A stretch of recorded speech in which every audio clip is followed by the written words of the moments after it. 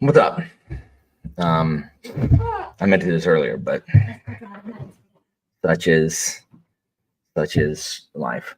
I also need to find a way. So you have see that window I'm showing you with my mouse pointer that you can't see. Hello, child. I wonder if he'll smile. Can we get him to smile? Hey.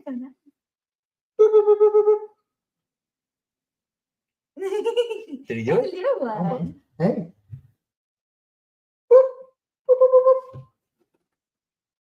Hey. Smile at people, please. No, no one believes that he smiles all the time, even though moments ago he was smiling.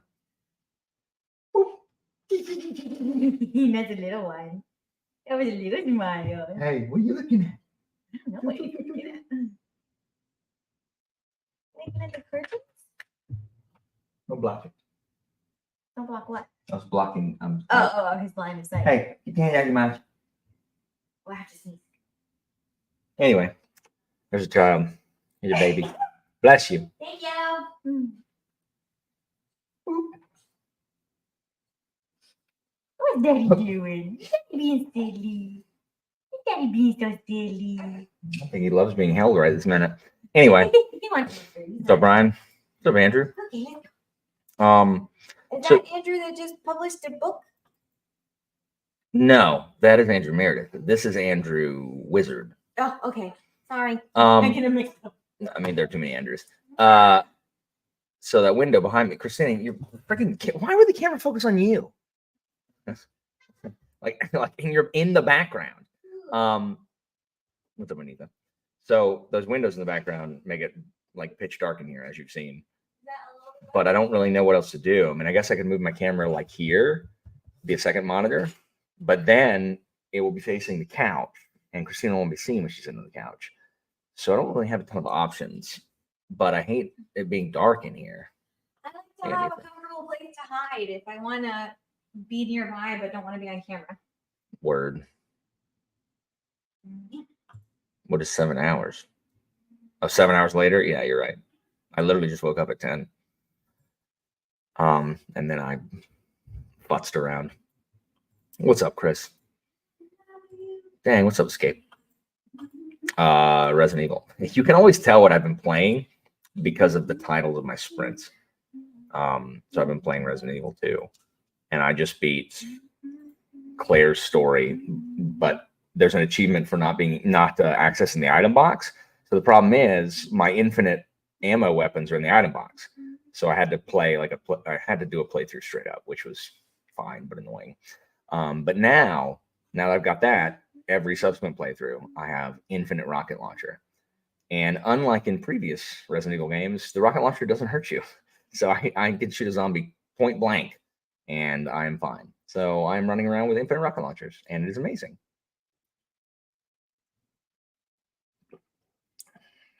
What's up, Urza? So yeah, I have a live with Laura here in an hour and a half, but I figured I'd log in. Guys, I have so much to do. I'm trying to get my life together. I'm trying to get my channel together. I'm trying to get my Patreon together and stuff. And like even the idea of talking about it and discussing it and trying to organize it is overwhelming. So like I really need to down in my freaking mod channel, like talk about it, and I just don't. It's stressful. Ugh. And currently I have a headache, so I can't actually think of anything. Where's headache medicine? Right here. Ugh. No, I didn't finish my book, Anita. No. Nope. Didn't finish my book. I ended up watching TV with Christina. We watched Newsies. You did read his book to Atticus a little bit this morning, though. Yes, and it made him sad. He did not want to hear about post-war England. Are we dueling? I don't know. So here's the thing. Like I'm happy to be on Chatting with Nuts with Jared. I mean, he's got 100 and something thousand subscribers, so he is, his opinion by default carries more weight. That is awesome. I still have to read King Rat. What's up, Sean? Nice. How is Rise of Ronin? And I'm assuming you mean fifth. But yeah. So I haven't actually read a ton of complete philosophy, because reading philosophy makes me want to stab myself in the eye with an ice pick. We had to read philosophy in college, and I've read some Aristotle and some Plato, and I've read more Plato than I need to read. I hate it. It's so just dry. It's just so dry, and philosophy is just so dense. This like I am more than happy to have the views of the philosophers summarized, which is what I try to do for my students, because reading the actual philosophy is just so boring, guys. I have heard of this, and I've never read it, and it's also not on my TBR. Is it good? Um, but it's just boring. Like philosophy is a drag to read. I don't have like I struggle to read a lot of nonfiction history books, um, just because of how dry they are. And philosophy, like almost all philosophy that I've tried to read, is just so dry. It's an academic, and I don't care. I don't care. So a lot discussing if we're discussing philosophy with Jared on Jimmy's channel, a lot of it will be my historical perspective, because a lot of these philosophers, especially the ancient philosophers, can't really be divorced from the historical period that they appeared in. Like Aristotle, like all of my comments on Aristotle, like Nicomachean ethics or whatever the crap he was talking about yesterday, or anybody's talking about, I don't care. I don't care. I can, however, tell you who Aristotle was as a person, and his influence on historical events. Most importantly, Alexander the Great. Because he was Alexander's tutor, and his dad was doctor in Philip of Macedon's court. So him and Philip grew up together. So I can talk. I can talk about that. I can talk about Plato. Like Plato's philosophies are the worst, and stuff like that. So I don't like. I don't care. I don't care. Um,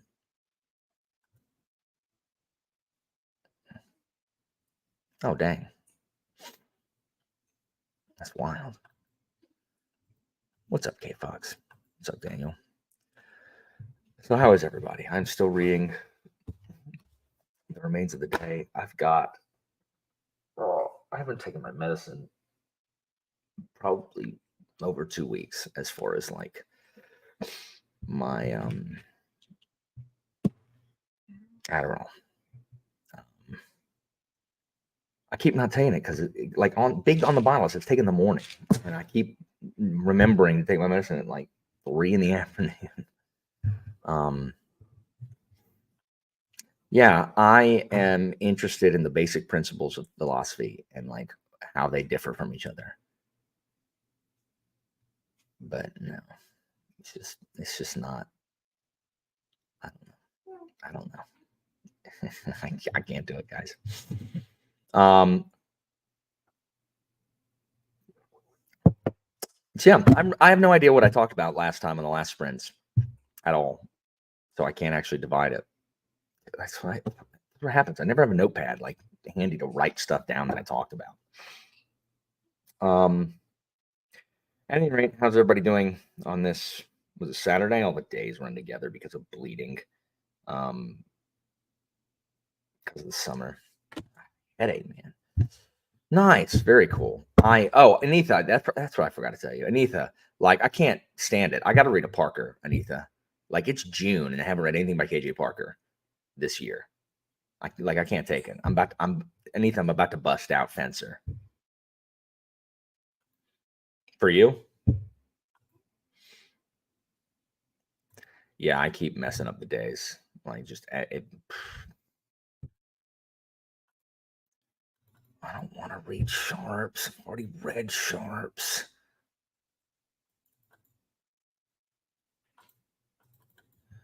Um, Oh, I was gonna reread all the standalones, Anita. That's true. I gotta read something. I gotta read something by Parker. This is killing me. The problem is that I've read one book a month this entire, like I have up here on, where's my spreadsheet? I have read 7, 8, 9. 10. I have read 10 books this year. 3 of them are nonfiction. 3 of them are nonfiction that I mean, one I've been reading since December because I was making slides from it for class. I finally finished that one. And then 2 others I did on audio. But as far as like books, like fiction books, I've read 7 books. It's just the saddest thing I've ever seen in my entire life. And I think it was January that I read 2 books. Every other month, I've read 1. Oh, it's just depressing because you can't make it through any list. Dividing the spoil. Okay, Chris, read Ghost on the Throne before you read Dividing the Spoils. So Robin Waterfield is fine, but super dry. James Rome, Romm, wrote Ghost on the Throne, which also takes place immediately after the death of Alexander the Great. And he's a better writer, in my opinion. Like it's just much more like narratively interesting. And it stops after the Second Diadachi War, and then you can pick up Dividing the Spoils, which continues on. And finishes the Diadachi. Really good. Like the Diadachi stuff, there's so little written about it. I read those last summer. But I would not start with Dividing the Spoils. I would definitely start with Ghost on the Throne and then finish with Dividing the Spoils. Waterfield's good. He's a good historian. I just don't find his books particularly interesting. He wrote a book on the Macedonian Wars with Rome called Taken at the Flood, and it's very thorough. It's just not super interesting. Yeah, super good. And he also has another one called Demetrius the Besieger, which I haven't read yet. And it would be a good one to finish with after Dividing the Spoils, about Demetrius, the son of Antigonus One Eye, who's one of the Diadachi. I have not read that one yet. But if you read Ghost on the Throne and Dividing the Spoils and want to pick up Demetrius the Besieger, dude, let's do it.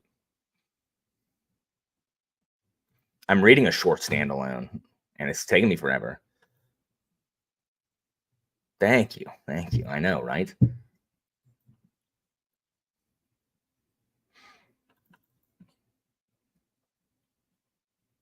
You have Demetrius the Besieger? Dude. Chris, you were like on it. James Rome is up there with one of my favorite historians now, just because of the way he writes. So Anthony Everett, Philip Freeman. So the way I rank them is, I think Philip Freeman is the most narratively free going, and then I think James Rome is also narrative heavy, and then Anthony Everett, and then Adrian Goldsworthy. Adrian Goldsworthy is the most thorough there is, while still having some kind of narrative thrust. You can get more academic than Goldsworthy, but not that I want to read, because it's too just dry. That's awesome. That's awesome that you have Demetrius Besieger. Yeah, I got it. I ordered it like right after I finished Ghost on the Throne, but it wasn't out yet. So I pre-ordered it like 8 months before it came out. And then it showed up, and I'm like, oh, that's right, I did order this. So I'm excited. What's up, Kaiju? What's up, Zen? Yeah, I have to decide if I want to read Nero. Like, am I going to cancel this Rome thing? Like, the problem is I want to keep reading these Rome books, but the issue is the fact that when I'm only reading 1 book a month, everything I'm reading is about Rome. Oh my gosh, everything. I don't care. I'm going to have a video soon. It's going to be a secondary one of my Asperger's videos. And I'm telling y'all, so in case like you're like, hey, where's that video? You can bother me, and I'll be like, oh, that's right. I'm realizing and this is a character deficiency. Like it's a character flaw. When I talk to my students about virtue and ethics and morality, like I'm not perfect. I have several character flaws. One of which is my desire for vengeance, which I shouldn't, and my other one is, guys, I hate when people like the things I like. It is so bizarre to me that how little I enjoy talking to other people who really like the things that I like. And this is really kind of like my channel accepted, like the exception here. Like I love talking about Parker with the people like like Anita and now Evie and other Parker converts. Same thing with Long Press Quartet. However, like when I meet other people who have read like that I don't know prior, who have read like all the Parker books, like I don't want to talk about it. Same thing with like other people. Derry is one of the only other people who's read. Derry's one of the only people who's read all the Discworld books that I, super enjoy talking to. Like Greece and Rome, you would think going to like the national convention and state and stuff and meeting with all these other classics professors or teachers, that would be awesome. I don't particularly enjoy talking about Greece and Rome with them. And I was talking with, was it Alethea about this, about going to like Dragon Con, because I think I'm going to Dragon Con at the end of August. Oh crap, I have to think about that. To meet Sebastian de Castel. And I don't like the idea of like I'm fine with people being like big fans of things, but I don't particularly like fandoms. Like I don't want to go to one of these and be around a whole bunch of other people that like it. For example, One Piece. You know who I don't like talking to One Piece about? Other rabid fans, obviously. And I know that doesn't make any sense, guys. Like I realize it doesn't, and I'm trying to think about it too hard so that we can all analyze it together on that stream, because I have some ideas, and it reveals tragic failings of character and person. But like I don't like other people really being really into the stuff that I like. I don't like it. Like I don't enjoy discussing it with things that I love with other random people who also really love that thing. Now, it's different like with my friends, I think. So anyway, so if you're going to Dragon Con, I might be able to see you. The problem is I want to go up there to see De Castel, but I don't want to go to the con. Like I don't want to buy a ticket to go because I can't think of something that is less. I mean, I can, but that doesn't sound fun to me at all. I don't want to do it. I don't want to go. It's so crowded, and it's all like, oh my gosh, it's just all like a bunch of nerds. And my dislike of nerds doesn't make any sense either, because I'm a nerd. This is another thing, and I hate that too. I hate talking, like I love the Trails of games, but if I met a super fan of the Trails games who tried to talk to me about like, oh, Trails of Azure, like I'm not going to want to talk to them with most of them. Zen, you played them, right? Like again, the people I know are different. It's just I don't know. Cool, nice, Rogue. What's up, Zilla Green? So it's not possible. So like I'm hard pressed to talk to Laura about Rome and stuff. And also remind me, like I had a run in with a student about this kind of stuff who's a huge history buff, but like I've had repeated run-ins with this kid, and it's it's one of my good kids, but I think it's a microcosm of why I don't like other people liking the things that I like. Oh, gotcha. I didn't know if you had already played them or whatever, but that's my most anticipated game is Trails into Daybreak, July 5. Meanwhile, everybody else is like, yeah.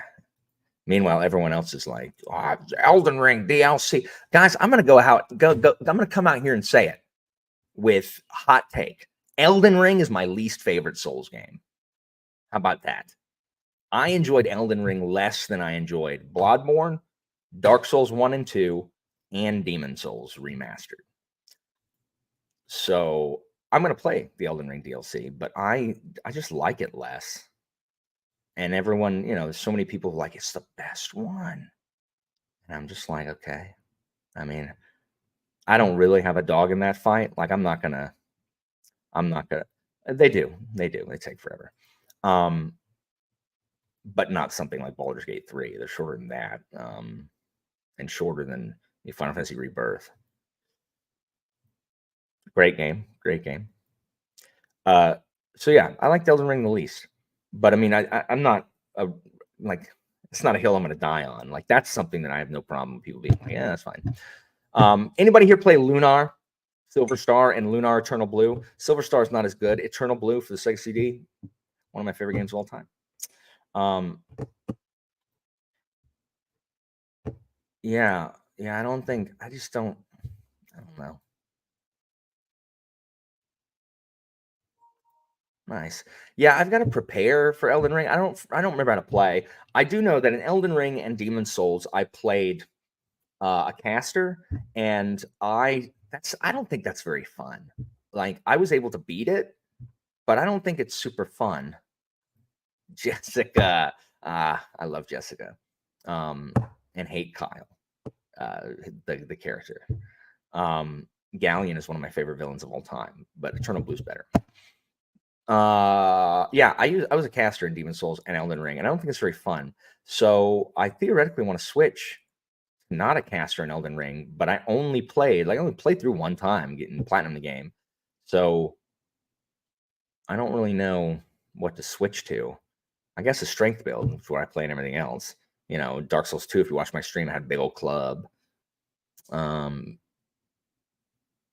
then in Dark Souls 3, I used the Ice Mace for most of the game. And in Bloodborne, I used the Hunter's Axe for the entire game. So I have the katana. That's the katana, right? The Moonveil. Because I have the katana as I use it as a caster.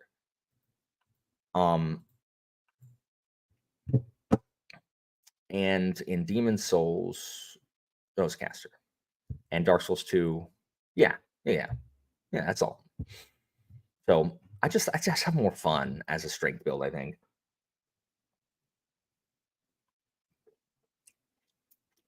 So I don't know what this is. If that's what I'm saying, if those are the same, you should tell me what build that is so I can fix it. Nice. The problem is I'm not good enough at these games to experiment. Like I don't want to experiment. I find something that I'm good with or decent with, and so that first area in Bloodborne is the hardest thing I've ever done in any Souls game, and it is because it was my first Souls game, and I didn't know how to play, and I wasn't good at them, and I have never done anything that hard, and as that opening area. Ugh, Titan Knight, gross. So anyway, so I would like to. Rick, I have driving school I have to do. Mother of pearl! I'm gonna run out of time, and my license can get suspended. So I guess that's what I'm gonna do. I'm gonna do freaking driving school during this. Oh, guys, like it's been so long since I points on my license. I have not yet played Sekiro. Yes. So the most I've ever died to the boss was Chalice Dungeon Amygdala. And I'm not even certain it's that hard of a boss. But me and Finn, because Finn, zoned in to help me, we fought that guy. It must be 30 something times, and just couldn't get him. I don't know. I just couldn't get him down. Again, my first Souls game. But then on the time that we beat him, Finn died in the first 10 seconds of the fight. He got like one hit on him and died. And when you have someone help you, like their HP like skyrockets. And so I had to fight the rest of the thing by myself. And I beat him. And I'm like, Finn, you were like useless. He's like, no, I got the first crucial hit. I'm like, you're the worst. Because I got pulled over for going 85 on the interstate because I was talking to children on the way back from state. I drive them in the rented vans, and I'm not used to driving the vans, and I'm on the interstate, and it was clear, and I was just not paying attention and was going too fast on accident. Never mind all the people who speed on purpose. What up? I was just talking about that. If there's a giant club in Elden Ring, I might switch to the giant club. Ugh, gross.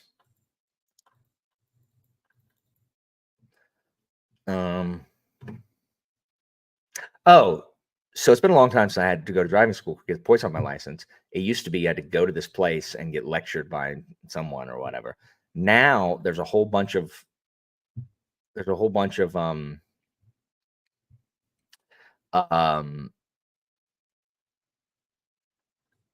like options that you can do, and in it, like the one I picked is like it's like improv comedy driving school.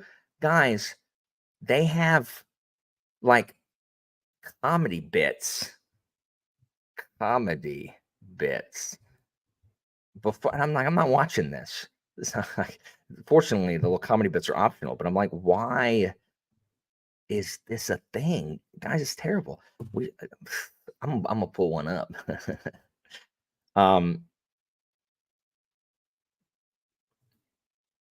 So the only time I've ever successfully parallel parked was on my driver's ed test in driver's ed, and I've never successfully done it again. Anyway, it's 27 minutes. It's because let's do something so I can maybe have a second one before I have to go and talk to Laura. All right. Anita, you're welcome on here.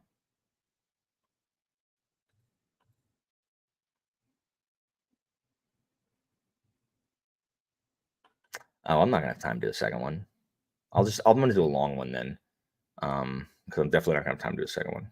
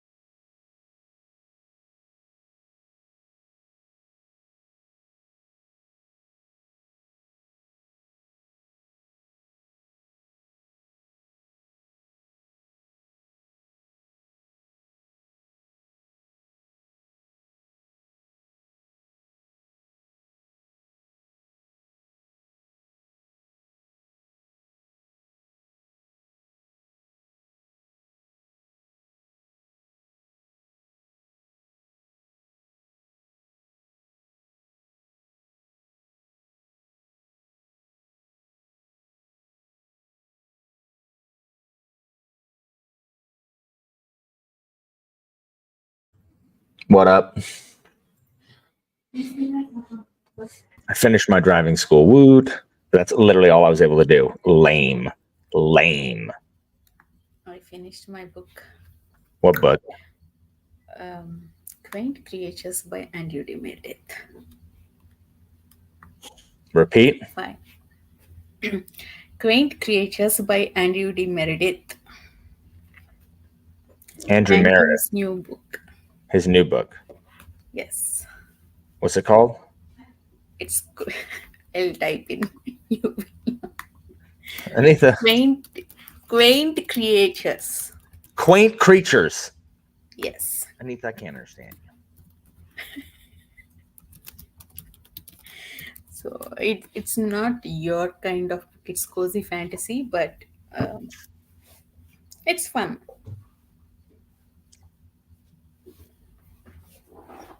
Dang. How do you play video games then? Nice, very cool. Well, guys, this was way fun.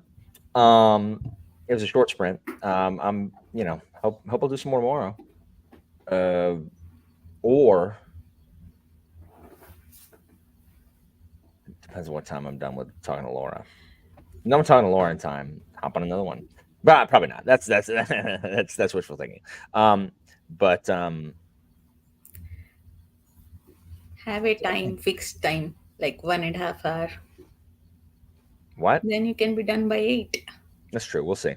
Well, I'm gonna go and try to scarf down some food real quick.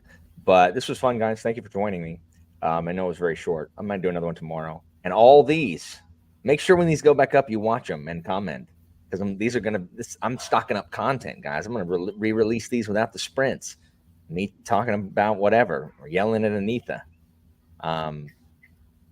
That did not happen today, so no content. That's true. And new Jeopardy should be this month, hopefully.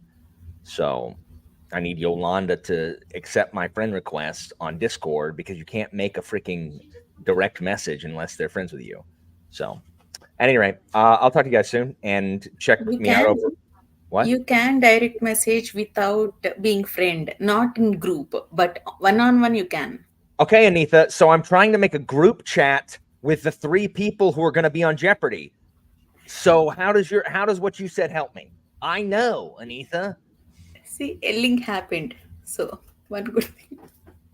How does that help me? It doesn't help me at all, because I need to talk to everybody.